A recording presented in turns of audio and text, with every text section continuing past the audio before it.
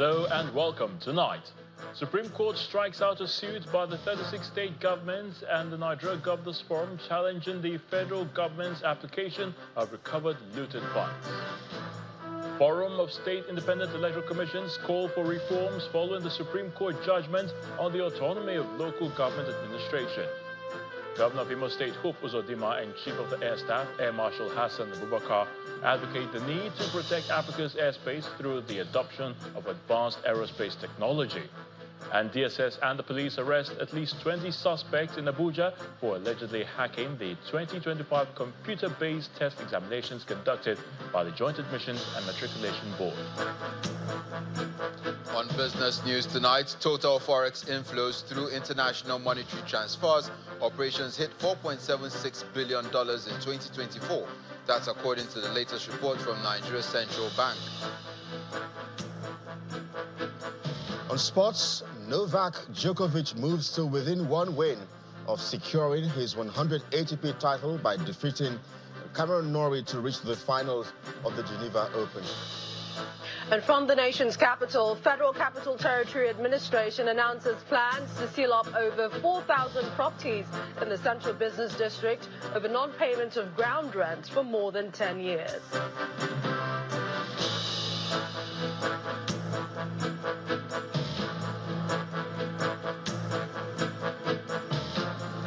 The Supreme Court has struck out a suit by the 36 state governments and the Nigeria Governors Forum challenging the federal government's application of recovered looted funds. Delivering judgment, a 7-member panel unanimously held that the suit was wrongly instituted before the Apex Court. Now, in the lead judgment prepared by Justice Chidiebere Uwa but read by Justice Mohammed Idris, the Apex Court held that the plaintiffs wrongly invoked its jurisdiction.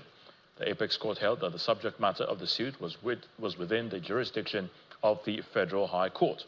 The state governments had claimed that between 2015 and 2021, when the suit was filed, the federal government has secured both international and municipal forfeiture, recovery and repatriation of stolen assets in the sum of 1 trillion naira, about 167 properties, 450 cars, 300 trucks and cargoes, and 20 million barrels of crude oil worth over 450 million naira, which it allegedly fails to remit as required by the Constitution.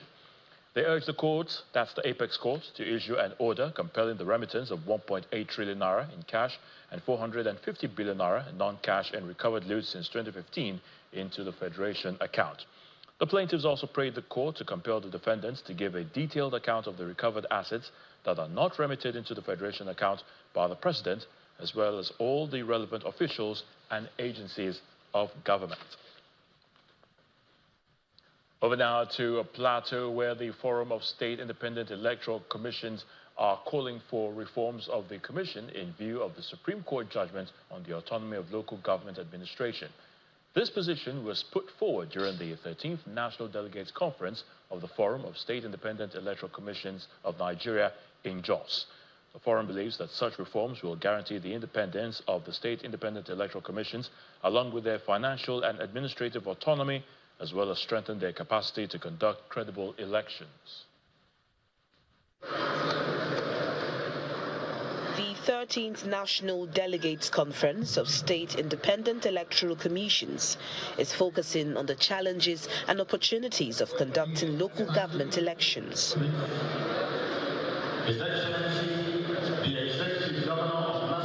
The delegates are drawn from the 36 states of the Federation, including the Federal Capital Territory.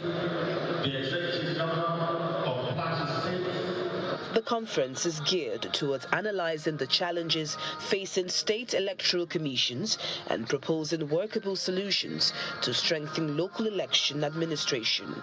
All we need to do is to safeguard the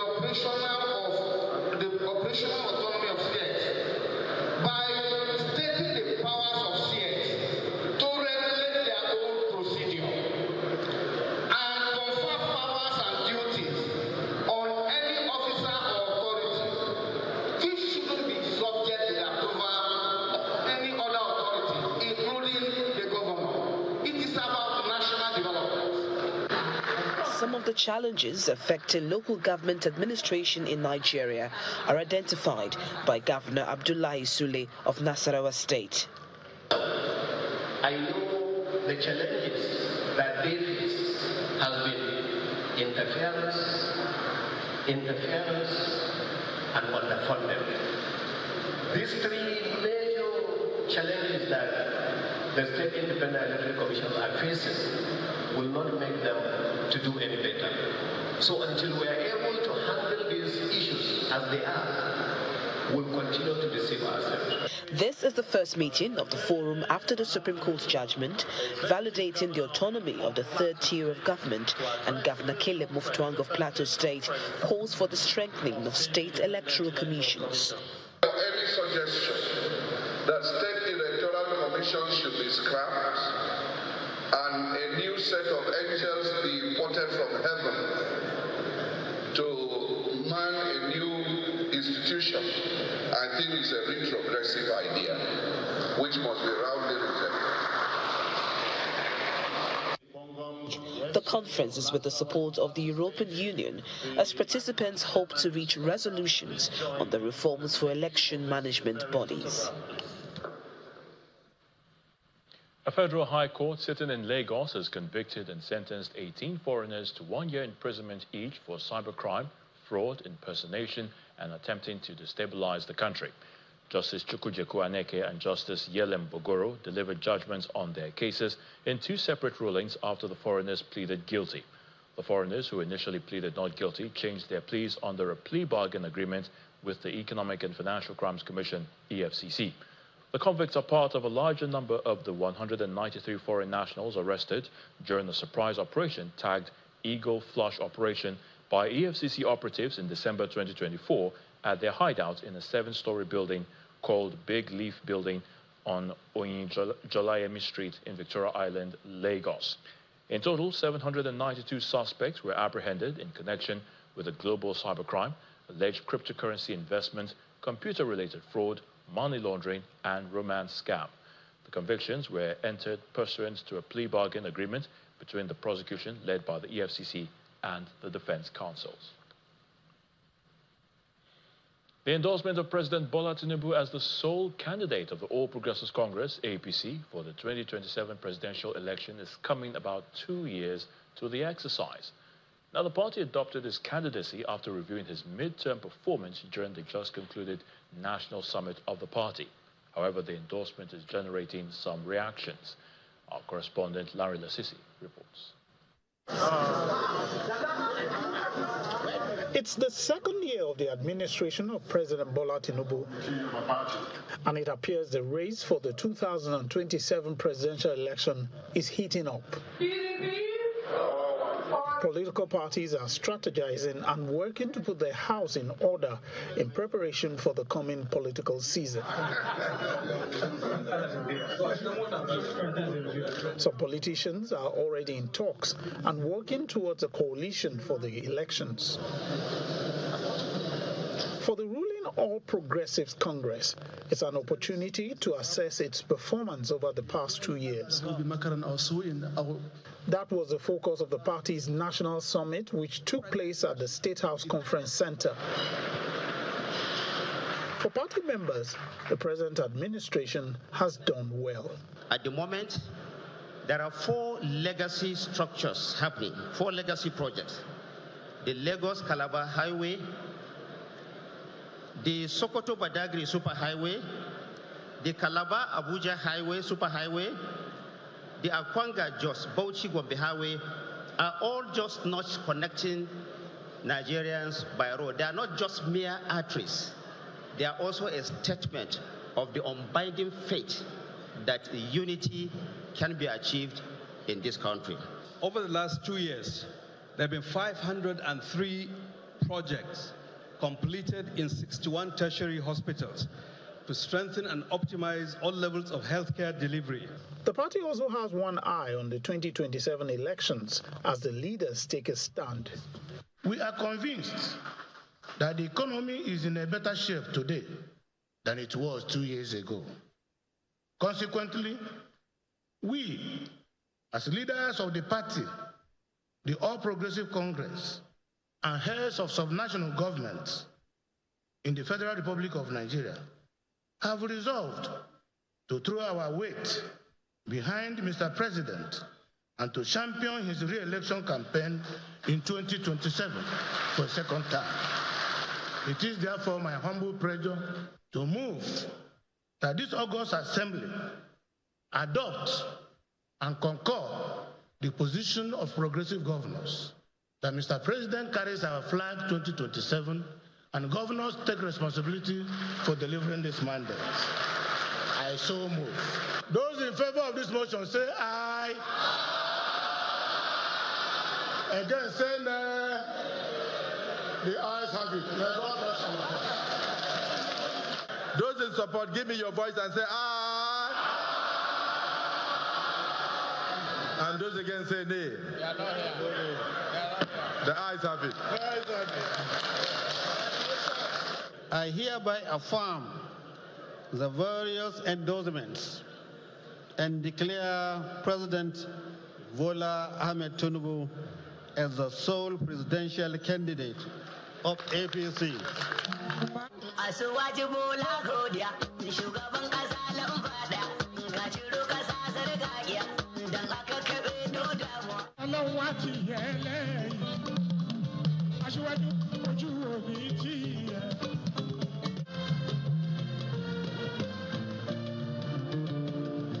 President Bola Tinubu accepted the endorsement, assuring everyone of his determination to do better for the country.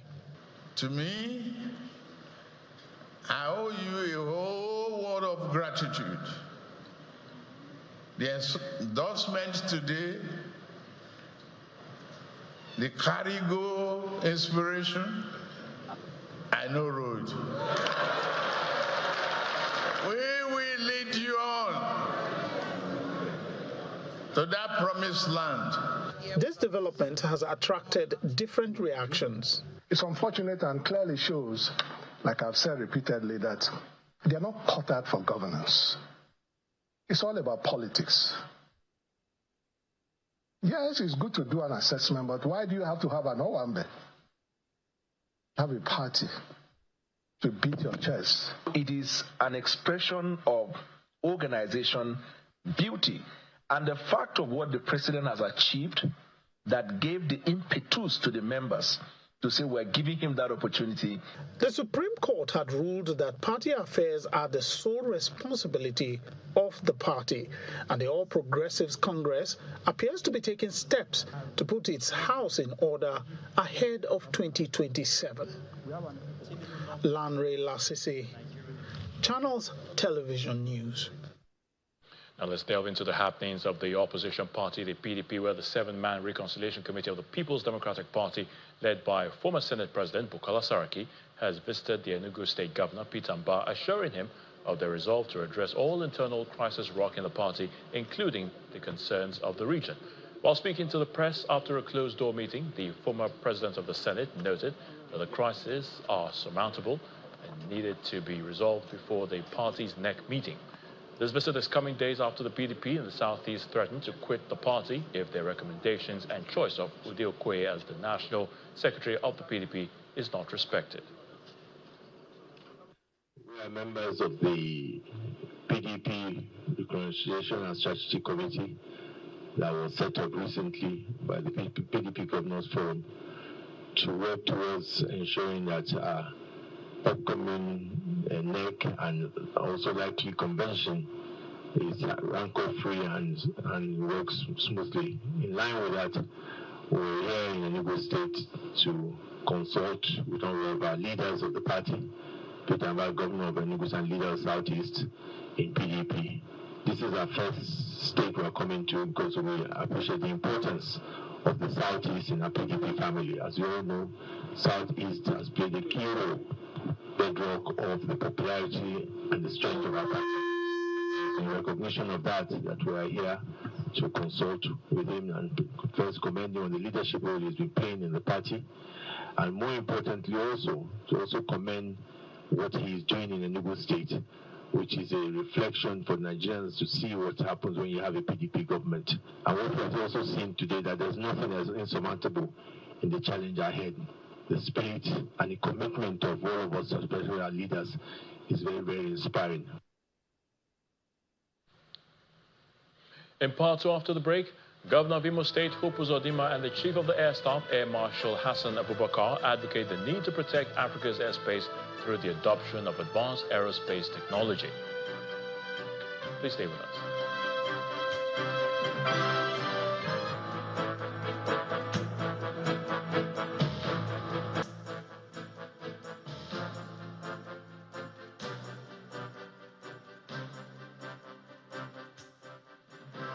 Welcome back. If you've just joined us, you're watching the news at 10 on Channels Television, broadcasted live from Lagos. A reminder of our top stories. Supreme Court strikes out a suit by the 36 state governments and the Nigeria Governors Forum, challenging the federal government's application of recovered looted funds. Forum of State Independent Electoral Commissions call for reforms following the Supreme Court judgment on the autonomy of local government administration. Governor of Imo State, Hope Uzodinma, and Chief of the Air Staff, Air Marshal Hassan Abubakar, advocate the need to protect Africa's airspace through the adoption of advanced aerospace technology. And DSS and the police arrest at least 20 suspects in Abuja for allegedly hacking the 2025 computer-based test examinations conducted by the Joint Admissions and Matriculation Board.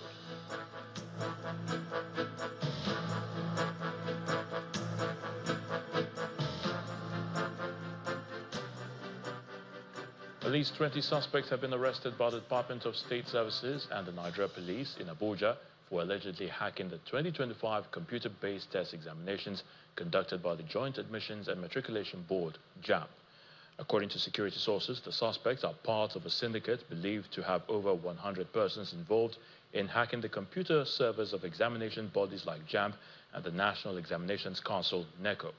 Security sources disclosed that the suspects have confessed to sabotaging the computer-based test system in order to discredit JAMB and discourage students from using CBT for future WAEC and NAHCO examinations. The source explains that the software would remotely hack JAMB servers at any targeted CBT center, explaining that the idea is to influence high scores for special candidates who have paid between 700,000 naira and 2 million naira. The source listed the suspects' location, including Lagos, Edo, Anambra, Kano, Delta, among others. And the source also adds that no case of complicity has been established against officials of JAMB. The source adds that efforts are being made to charge them to court. Embracing change, building relationships, and harnessing technology formed the thrust of the comments of the Executive Director, AFP Africa, Pierre Ozel, while on a working visit to Channels Television in Lagos, southwest Nigeria. Welcomed by the chairman of the Channels Media Group, Dr. John Momo, and senior members of staff, the Executive Director of AFP later spoke of the relationship between the two companies, the need for regulation of artificial intelligence in the evolving media landscape as well. The visit specifically to channels, we have a long partnership, so we wanted to hear from you if you were happy with the service you receive, if you have noticed the changes we have implemented in our editorial coverage, specifically on Africa, where we try to do a special effort to cover topics that has to do with the youth in Africa, because we understand that the continent is very young, and if we want to address to the largest public, we have to cover subjects of interest for the young people in any fields, can be social, political, cultural, etc. We have to adapt with every technological revolution. When internet appeared, some people predicted that we would disappear. When the social media appeared, some predicted the same. But not to say that. But what we see is that the profession is at risk, and it has to adapt its model all the time. And artificial intelligence, we have to see it's a revolution coming very quickly, very soon, massively. We still don't know exactly, and I participate to many conferences. everybody's talking about that. But when you see what concretely companies do, many are still doubting and still watching because you don't want to take the wrong road, or maybe you take a road but it's 6 months, it's evolving so quickly, maybe it's 6 months, that road will be dead. I think that certainly this needs to be regulated. The need for Africa to protect its airspace through cross-fertilization of ideas and strengthen collaboration in advanced aerospace technologies for enhanced national and regional security has been emphasized by the Governor of Imo State, Hope Uzodinma, at the 4th edition of the African Air Forces Forum in Lagos. The Governor, who was the keynote speaker at the event, says Africa's problem requires Africa's solution, as such reliance on external supplies for critical aerospace defense needs leaves the continent vulnerable.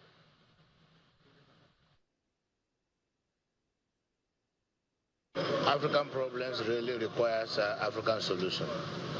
And this is the first time in the continent that the chief of air staffs of all the countries in Africa and beyond will come together to begin to see how to cross-fertilize ideas, how to build synergy to be able to face the emerging threats, not only transborder crimes, but other terrorist challenges in the continent. We are grossly challenged in Africa, and our airspace should be protected. Our aerospace technologies should also be developed. We need an African solution. In order to get to the target, to the zenith of what we need to have our skies protected, jobs will be created, economies will be built, the commerce will be stimulated. So it is going to be a win-win situation. While closing the event, which featured an air show display of some of the flight power of the Nigerian Air Force, international military hardware exhibition, as well as panel sessions on strategies to win the war against the enemies, the Chief of the Air Staff, Air Marshal Hassan Abubakar, expressed his desire to see African nations take their place in the global airspace. We have explored innovative strategies for air power development, examine the critical role of technology in modern warfare, and emphasize the importance of human capacity development. Indeed, this is a day to feel proud as Africans for this accomplishment. It also represents a time that we, as leaders in the aviation sector, should begin to envisage Africa playing a crucial role in the advancement of air power globally. It is hoped that the 5th African Air Forces Forum will be another avenue to deliberate on our collective progress. As we depart from this forum, let us work together to build stronger and more resilient African Air Forces, capable of safeguarding our skies. The challenges ahead are significant, but I'm confident that by working together, we can overcome them. Shareholders of Nigerian Aviation Handling Company, PLC, NAHCO Aviance, have approved the company's board of directors' proposal of 11.58 billion naira at 5 naira 94 kobo per share as dividend for the financial year ended December 31st, 2024. At the company's 44th annual general meeting in Lagos, the chairman of NAHCO Aviance, Dr. Shinde Fadeni, explains that despite the ups and downs in the economy, NAHCO's revenue grew by 88.5% to 53.54 billion naira in 2024 from 28.39 billion naira in 2023. Excited shareholders of Nigerian Aviation Handling Company PLC, NAHCO Aviance, are joined by the board and management of the company for its 44th annual general meeting in Lagos. Fellow shareholders, the energy in the room is stemming from NAHCO's sterling performance for the financial year ended 31st December 2024, which shows, among other financial indices, a leap of 132% in the company's net profit after tax from 5.5 billion in 2023 to 12.86 billion in 2024. Riding on the strength of this performance, the board has good news for the shareholders. I therefore hereby move that a dividend of 5 naira 94 kobo per share amounting to 11,577,431,250 naira only be and is hereby declared payable in respect of the year ended 31st December 2024. Will someone please second the motion? I hereby second the motion, Mr. Chairman. Aside from declaring dividend, a new group managing director and CEO of NAHCO, Mr. Olumuyiwa Olumekun, was elected, and 3 non-executive directors were also re-elected to drive the company to greater heights beyond the 2024 financial results. Basically, it's managing the whole system, reducing costs and improve on our revenue, which has been very, very tremendous. But mostly is the workers have been very, very amazing. So we're looking at both microeconomics and macro and micro. And we're making sure that we're building a resilient company. I believe in the management, the board and management of NAHCO, especially the new GMD is a performer. I know it's going to perform excellently in year 2025. The company has done very well. Their revenue has increased and they were able to pay a dividend of 5 naira 94 kobo, which is more than 200% of what was paid the previous year. We're believing they're going to do more because there are always room for improvement, and they're also improving in terms of ground handling equipment. They are modernizing, they are bringing more equipment. That also guarantees more company coming to patronize them. The management and shareholders of NAHCO Avians are optimistic that the year 2025 will yield better results based on the company's renewed sense of purpose across all facets of its operations. Still ahead on the news at 10, total Forex inflows through international money transfer operations hit $4.76 billion in 2024, according to latest reports from Nigeria's central bank. That's on business news. Please join us again.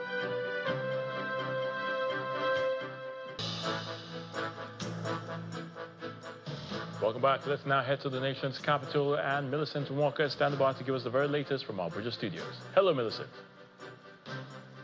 Hi, Tunde, many thanks. If you're living in the Central Business District, Garki 1 and 2, we'll say 1 and 2, Maitama, Asokoro and Gusape, then your property might be sealed for non-payment of ground rent. That's according to the Federal Capital Territory Administration, which has identified over 4,000 properties culpable. This was disclosed during a joint press briefing by the FCTA Directors of Land Development Control and the Senior Special Assistant to the FCT Minister on Public Communication and New Media. According to the FCT administration, substantial notices were issued to the property owners, and a total of 8 billion naira has been lost as revenue due to non-compliance. And climate shocks, lack of access to technology, poverty and inadequate knowledge about modern farming practices are some of the impediments to profitable agricultural practices across Africa, especially among smallholder farmers. To address this anomaly, at least 500 farmers have been trained under the Agricultural Training Initiative of the Nigerian National Petroleum Company. This is the foundation for vulnerable farmers in the southwest region. The initiative, just launched in the southwest zone, targets at least 6,000 farmers across all 6 geopolitical zones in the country. Each time farmers gather in Oyo State, this song serves as a reminder of the commitments to their practice.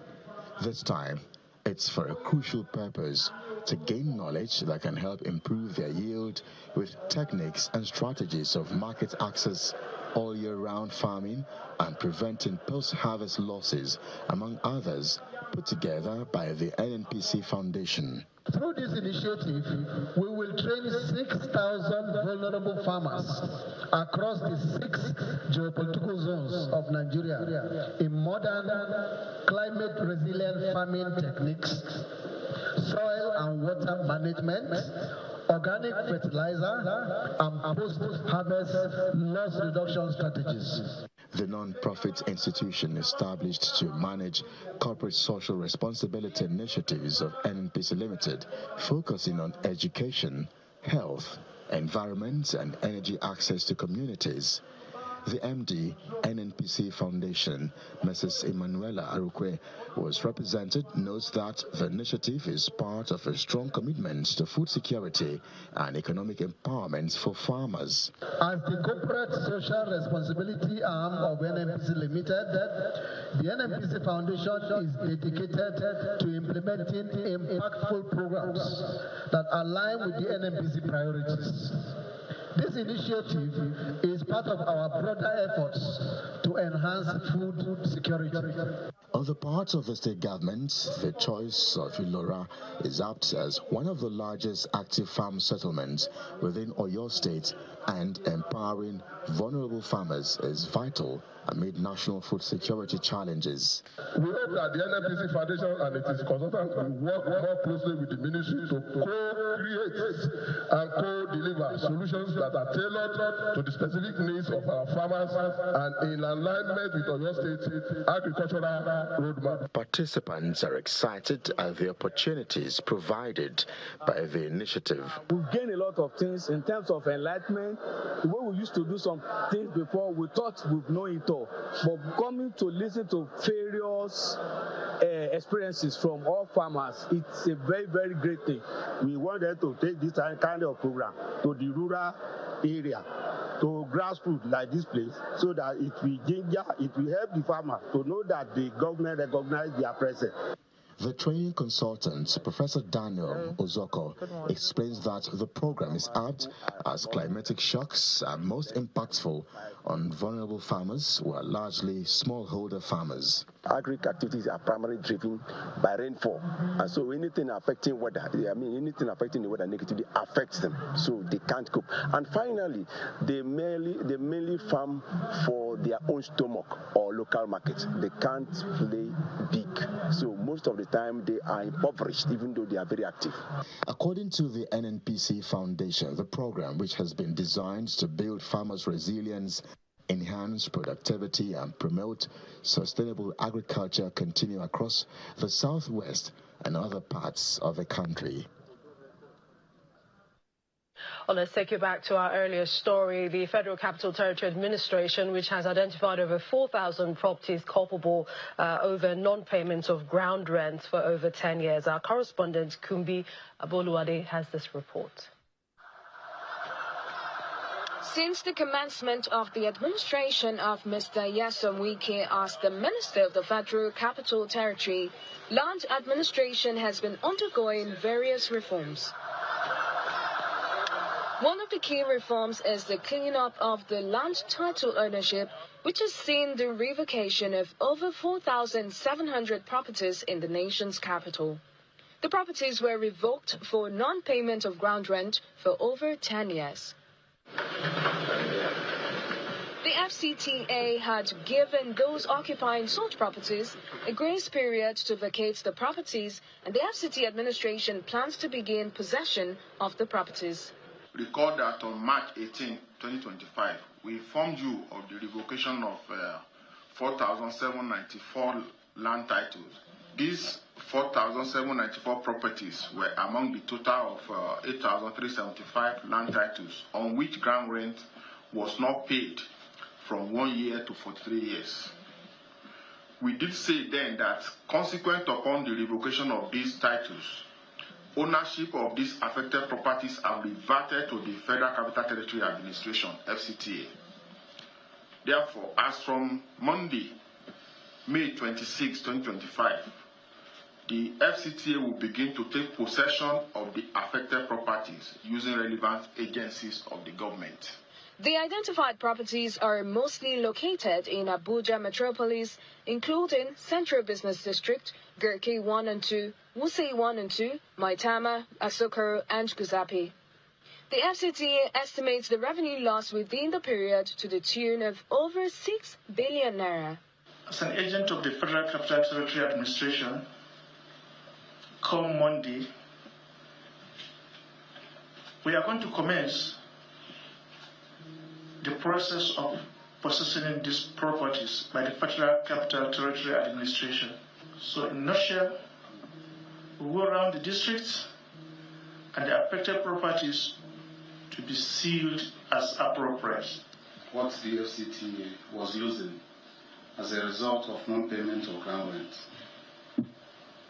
A total of 6,967,980,119 naira. Section 16 to 20 of the Land Use Act mandates the government to regulate land ownership, empowering governors and, in the case of the FCT, the president acting through the minister to collect ground rents. Thank you. The FCT is also compiling landowners who are owing ground rents for less than 10 years and plans to publish those that are yet to make payments within the grace period. Kumbi Aboluade, Channels Television News.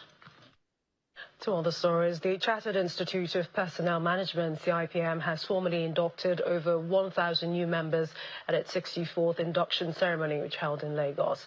The prestigious event not only celebrated professional excellence, but also reflected on the evolution of human resource management in Nigeria, while spotlighting its future potential, both nationally and globally.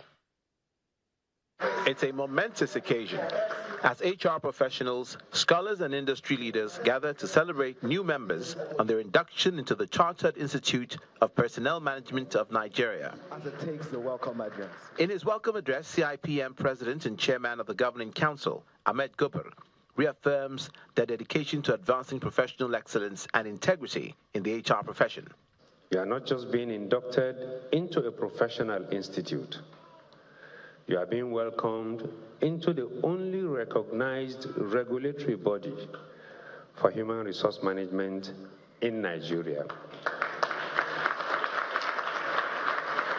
Let me use this opportunity to categorically state, as a formal reminder to all organizations and HR practitioners across the public and private sectors in Nigeria, including not-for-profit organizations, that certification by CIPM is a legal requirement for the practice of HR in Nigeria. The keynote address underscores the importance of continuous professional development and aligning with international best practices to meet emerging challenges. HR is saddled with the responsibility of making sure that the people side of the business is up to par. But it can't do that if it does not know what the business is about and what the business is supposed to do and what the business is pursuing. Strategic initiatives, strategic direction, all that. So HR has to look at that, then come back to prepare the people for that. The ceremony reaches its peak as 1,097 new members are formally inducted into the CIPM fold, marking a significant milestone in their professional journey. Excellence is further recognized as outstanding performers from the Institute's recent examination diets receive awards. I feel so great, I feel so sorry and very excited. And I plan to take what I've learned to apply it in my career and in wherever I find myself at large, in people management and bringing the best out of people. But I don't want to encourage people to leave Nigeria at this point because there's a lot at stake. If you have made the commitment and you have actually committed to becoming a member of CIPM and also developing yourself, we have a lot in store for you. As certified HR practitioners, members also benefit from global recognition and international career opportunities. This is made possible through mutual recognition agreements with the Chartered Institute of Personnel Development in the UK and the Chartered Professionals in Human Resources in Canada. And that's it from the nation's capital. The very best of the weekend to you. It's over now to Dominic Iwiwu in Lagos for business news. Thank you and welcome to Business News. Total foreign exchange inflows through international money transfer operators rose sharply by 44.5% in 2024 to $4.76 billion. This is according to the latest data from the Central Bank's quarterly statistical bulletin. The report highlights that April saw a leap with inflows reaching $466.11 million, marking an 83.3% increase from $254.26 million recorded same month in 2023 and the highest year-on-year growth in the first half of last year. Now, Friday's trading session on the NGX ends negative as investors extend sell pressure on some listed equities for a third consecutive session. Will Ibong tells us more.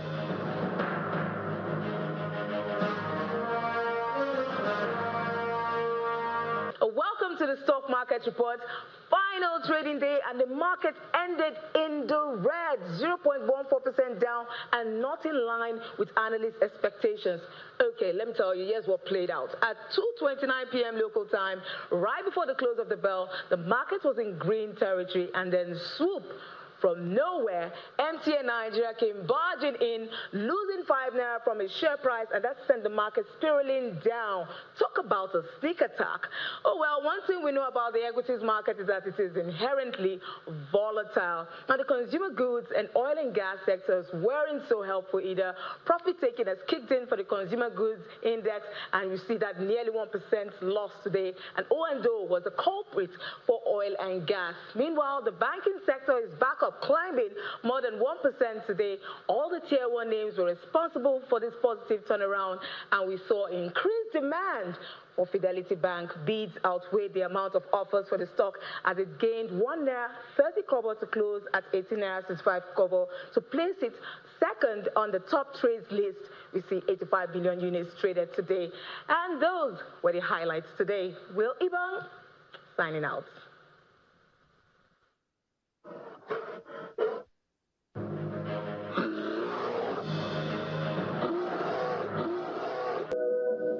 That's it on Business News. Back to Ayotunde for the rest of the news at 10.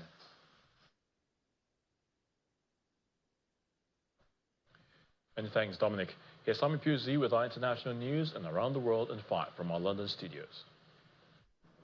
Good evening and welcome to the Channel studios here in London with your international news around the world in 5. The US President Donald Trump has said he is recommending a 50% tariff on all goods from the European Union being imported to the United States. He said the European Union, which was formed for the primary purpose of taking advantage of the United States on trade, has been very difficult to deal with.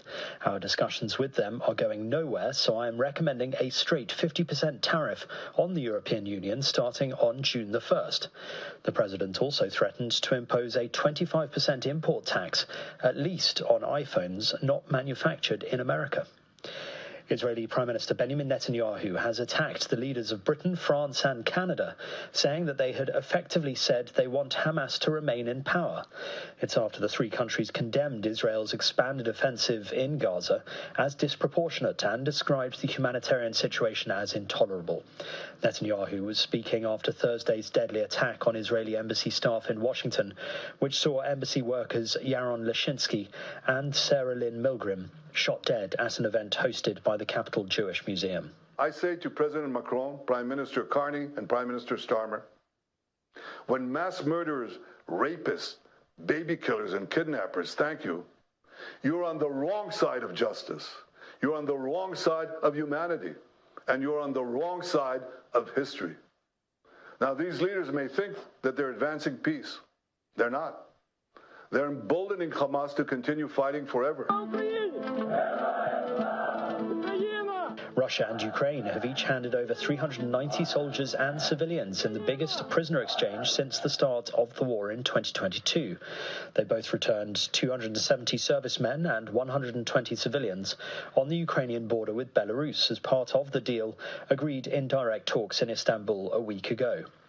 Both sides had agreed to an exchange of 1,000 prisoners and confirmed there would be further swaps in the coming days.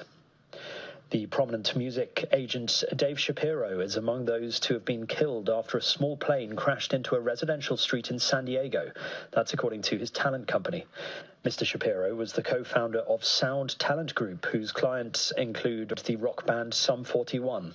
The crash destroyed one home and damaged 10 other buildings in the Murphy Canyon neighborhood, leaving charred cars and debris in the street.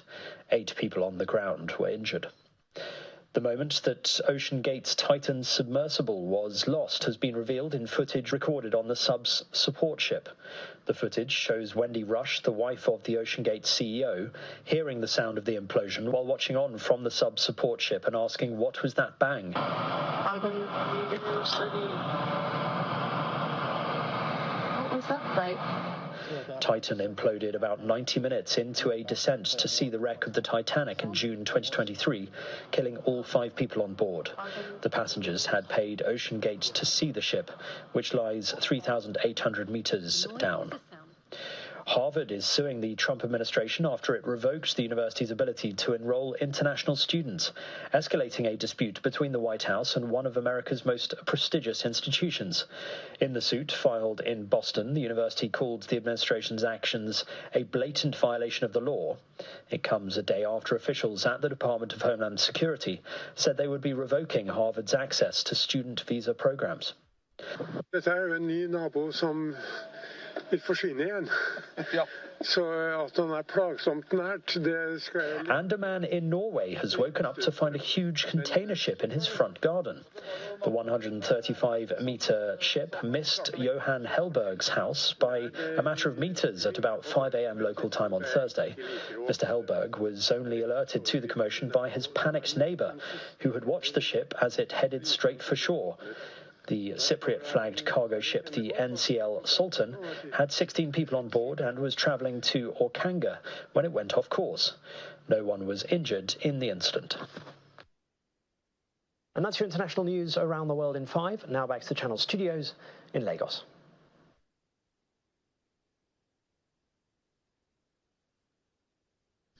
Many thanks indeed, Simon, and welcome to Sports News. We begin with the ongoing National Sports Festival, where at the end of Friday's game, defending champions Delta State have displaced Bayelsa at the top of the medal table with 35 gold, 12 silver and 29 bronze medals. They've picked a total of 76 medals. Bayelsa are now second on the table with 33 gold, 16 silver and 17 bronze medals, with a total of 66 medals. Completing the top 3 for the day is Rivers State with 17 gold, 13 silver and 13 bronze medals, with a total of 43 medals. Tennis now, Novak Djokovic moves to within 1 win of securing his 100th ATP title by defeating battling Cameron Norrie to reach the final of a clay court event in Geneva earlier today. The 24-time Grand Slam champion, playing in Switzerland to warm up for the French Open, missed a match point at the second set before eventually winning 6-4, 6-7, and 6-1. However, goes long. That's sports. I'm Kelly Egiga. Is back to you today.